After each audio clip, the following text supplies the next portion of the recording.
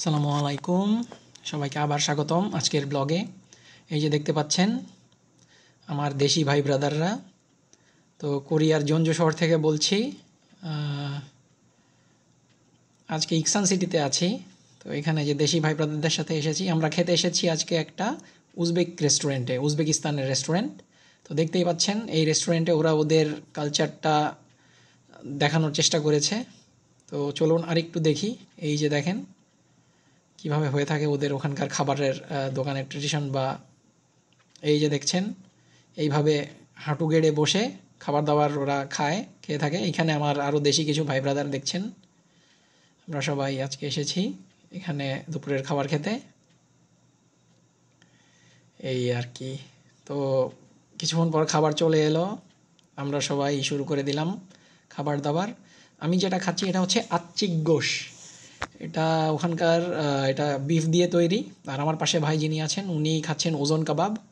তো সাথে আছে ফ্রেঞ্চ ফ্রাই, অনিয়ন এবং টমেটো স্যালাড ইত্যাদি ইত্যাদি।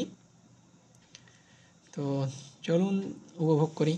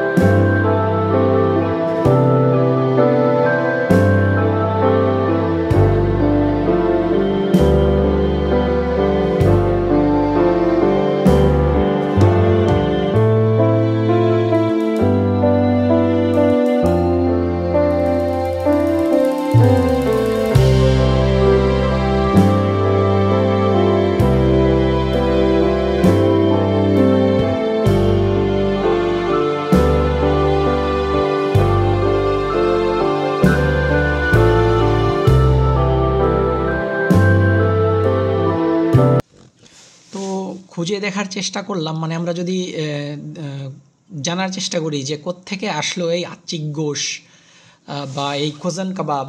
তো বিষয়টা হচ্ছে যে ইতিহাস ঘাটলে দেখা যায় মানে এই আচ্চিক গোশের উৎপত্তিটা তো মানে উজবেকিস্তানের ওখানেই, মানে উজবেকি ডিশ। তো মানে ঠিক কী কারণে কবে কোথায় এটার উদ্ভব হয়েছিল এটা সম্পর্কে ঠিক এক্স্যাক্টলি আসলে জানা যায় না।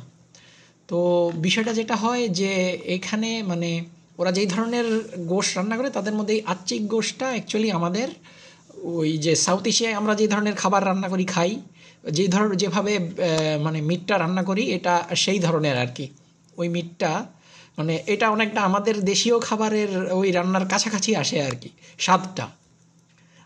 আর যেটা হচ্ছে যে এখানে আচ্চিক আচ্চিক এটা উজবেক শব্দ।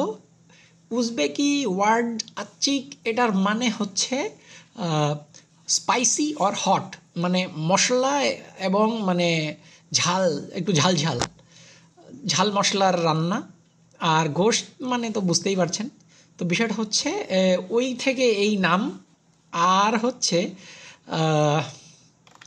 যদি ইনগ্রিডিয়েন্টস দেখি যে কী কী জিনিস আসলে ইউজ করা হয়, তো এখানে পিকেল স্পাইস নামে একটা স্পাইস ইউজ করে। আর তারপরে সরিষা, জিরা, পেঁয়াজ, টমেটো, দই এবং চিলি পেপার।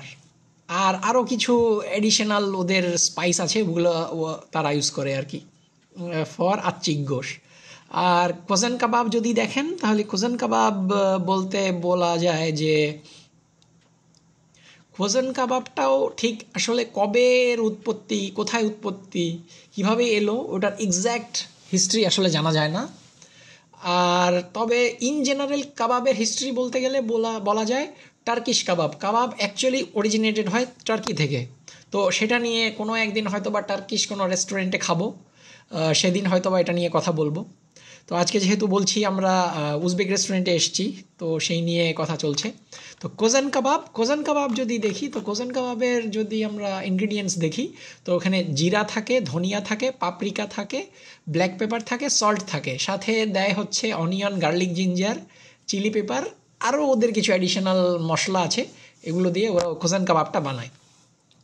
আর যদি লক্ষ্য করে থাকেন, খেয়াল করবেন, আমরা একটা মানে ওরা আমাদের সাথে একটা ব্রেড দিয়েছে, সার্ভ করেছে ব্রেড।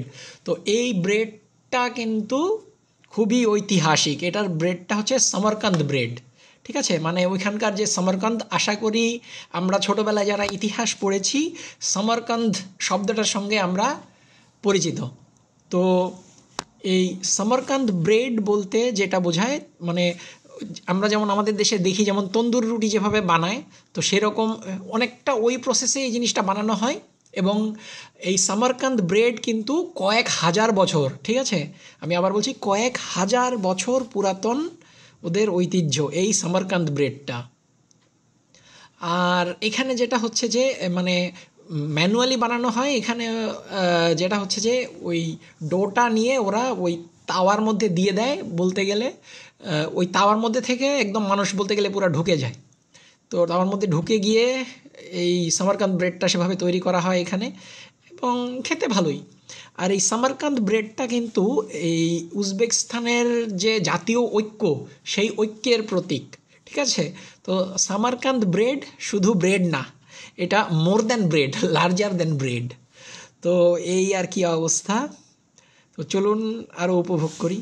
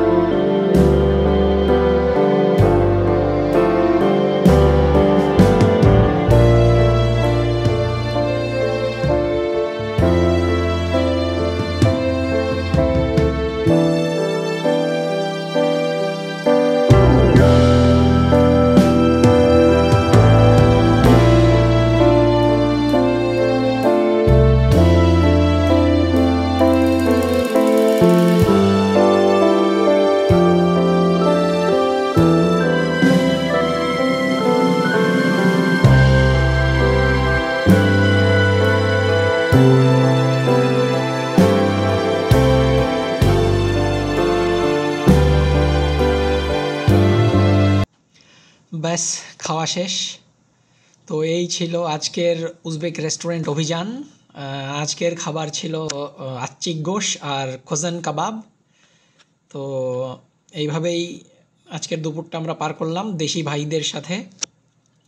তো সবাইকে ধন্যবাদ আমার সাথে থাকার জন্য। আবার দেখা হবে। ধন্যবাদ।